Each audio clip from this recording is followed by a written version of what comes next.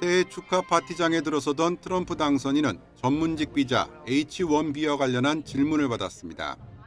Why did you change your mind on H-1B visas, sir? I didn't change my mind. I've always felt we have to have the most competent people in our country. We need competent people. 전문직 비자 논란은 인도계인 스리람 크리슈난이 백악관 요직에 임명되면서 불거졌습니다. 기술직 이민자에겐 영주권 발급 상한선을 없애자고 한 과거 발언이 문제가 됐습니다. 강경한 이민 정책을 주장하는 전통적 지지층은 미국 우선주의에 반대하는 좌파 인사가 임명됐다며 거세게 반발했습니다. 트럼프 당선인의 오랜 측근인 스티브 배넌도 전문직 비자는 미국인의 일자리를 빼앗는 사기라고 비난했습니다. The program from top to bottom is a scam and a con. There is nothing in this program that should continue to exist. Nothing. 논란이 커지자 일론 머스크를 포함한 신흥 실세인 기술업계 인사들이 반격에 나섰습니다. 특히 머스크는 전문직 비자 때문에 스페이스X와 테슬라가 존재할 수 있었다며 반대파와 전쟁에 들어가겠다고 선포했습니다. 남아프리카 공화국 태생인 머스크는 전문직 비자를 받아 미국에서 창업 활동을 시작했습니다. 양측의 공방은 이제 원색적인 욕설까지 동원할 정도로 격화하고 있습니다. 트럼프 당선인이 직접 나서 여러 차례 머스크 쪽에 손을 들어줬지만 갈등은 진정되지 않고 있습니다. It's one of the first signs of disunity or disharmony in the folks who support Trump and who are going to make up his administration. 워싱턴 정가에선 전문직 비자 사태를 계기로 성격이 완전히 다른 트럼프 지지그룹 간의 권력 투쟁이 본격화할 수 있다는 분석이 나오고 있습니다. YTN 유튜원입니다. 지난해 상반기 소모전 양상을 보이던 우크라이나 전쟁은 지난 몇 달 사이 급격히 격화됐습니다. 우크라이나는 서방 미사일로 러시아 본토를 타격했고 러시아는 신형 극초음속 미사일 공습과 핵 엄포에 이어 북한군까지 전선에 투입했습니다. 북한군이 합세한 격전지 크루스크에서는 최근 전황이 바뀌고 있다는 분석도 나왔습니다. 우크라이나가 점령지 절반을 상실하면서 불리해진 가운데 러시아가 크루스크 탈환을 위해 이달 집중 공세에 나설 수 있다는 것입니다. 어느 한쪽도 물러서지 않는 상황에서 조속한 종전을 공언해온 트럼프 미국 대통령 당선인의 2기 정부 출범이 중대 변수가 될 전망입니다. We'll be talking to President Putin and we'll be talking to the representatives, Zelensky and representatives from Ukraine. We got to stop it. It's carnage. 일각에서는 양측 모두 군사 역량을 소진한 만큼 머지않아 휴전이 이루어질 수 있다는 관측도 나오지만 협상 여건이 조성되지 못할 수도 있습니다. 우크라이나는 자국 안보 보장을 위해 나토 가입이 필수적이라는 입장인데 여기에는 미국과 독일 등 나토 주요 회원국들의 반대도 여전합니다. І це неможливо обговорювати тільки з європейськими лідерами, тому що для нас справжні гарантії у будь-якому випадку сьогоднішні або майбутні – це НАТО. 반면 푸틴 대통령은 러시아가 점령한 영토 인정과 우크라이나의 나토 가입 포기를 휴전 조건으로 내세우고 있습니다. Просто противная сторона в прямом и переносном смысле этого слова, противная сторона отказалась от переговоров, а мы-то всегда к этому готовы. 트럼프 측은 우크라이나의 나토 가입을 20년 연기하면서 서방 평화유지군을 배치하는 방안을 러시아에 제안했는데 러시아는 이를 거부했습니다.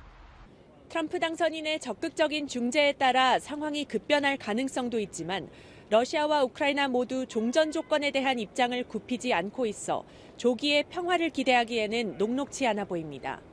런던에서 YTN 조수연입니다.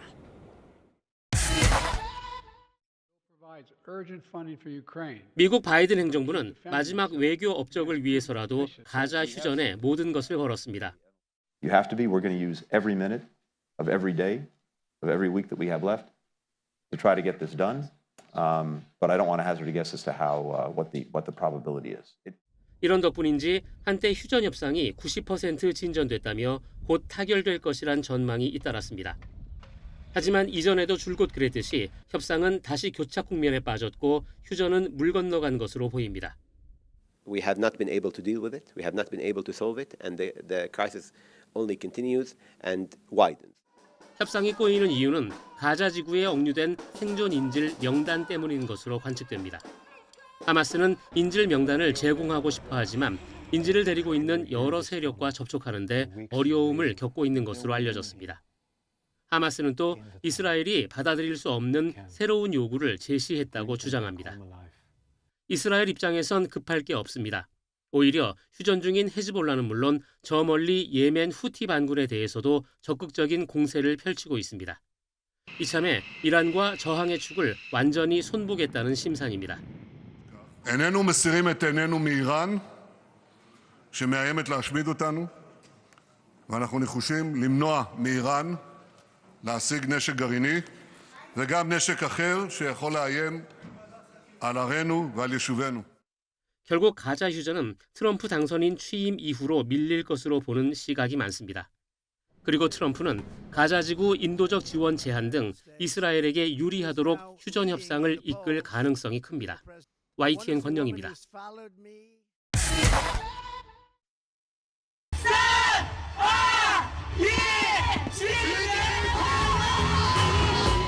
중국 동북부 하얼빈 빙설 축제장, 카운트다운과 함께 숫자 2025를 형상화한 폭죽이 터집니다.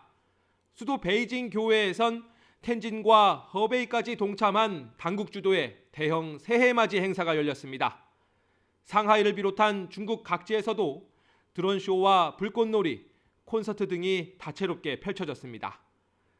난징 등지에선 통제가 여전했지만 전반적으로는 지난해 군중 집결을 꺼렸던 기조와 달라졌습니다. 당국의 내수 활성화 방침과 무관치 않은데 경기 회복 흐름은 아직 불안하고 더디기만 합니다. 这一年比较卷吧，然后卷到也是酸甜苦辣。我期待中国和美国贸易能够缓和一些吧。 설상가상으로 오는 20일엔 중국산의 60% 관세 폭탄을 공언한 미국 트럼프 2기 행정부가 출범합니다. 2023년 기준 5천억 달러, 중국 전체 수출의 15%를 차지하는 미국에 관세 장벽이 세워지는 셈입니다. 무역 전쟁이 제기되면 현재 5% 안팎 수준인 중국 경제 성장률이 2%포인트나 낮아질 거란 분석도 나옵니다. 경제의 삼두마차인 내수, 투자, 수출 가운데 자구책을 시도해 볼 수 있는 건 내수뿐입니다. 有外部环境不确定性的挑战，但这些经过努力是可以克服的。 다만 트럼프가 고립주의 외교를 표방하는 만큼 새해 국제정치 무대에선 중국의 입지가 더 넓어질 수도 있습니다. 베이징에서 YTN 강정규입니다. 김정은 북한 국무위원장이 딸 주혜와 함께 주석단에서 공연을 관람합니다. 평양에서 열린 새해맞이 행사로 카운트다운에 맞춰 축포가 발사되며 새해 시작을 알렸습니다. 작년은 2025년 1월 1일 0시 신년의 시작과 함께 터져오른 경축의 봉화, 창피한 축포로 격정과 환희. 김 위원장의 신년사가 별도로 발표되진 않았는데 예년처럼 연말에 끝난 노동당 전원회의 메시지로 대체한 것으로 보입니다. 북한은 닷새 동안 이어진 전원회의에서 경제 성과 등을 내세워 대내 체제 결속에 집중하면서도 대외 메시지는 최소화했습니다. 미국 신행정부 출범과 러시아 파병, 남측의 탄핵 정국 등 불확실한 대외 정세를 고려해 일단 관망 모드를 유지하면서 향후 정세 변화에 따라 입장을 구체화하려는 의도로 보입니다.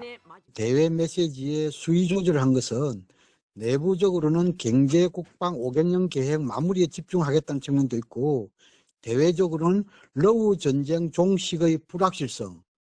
그러면서도 북러 밀착 의지는 숨기지 않았습니다.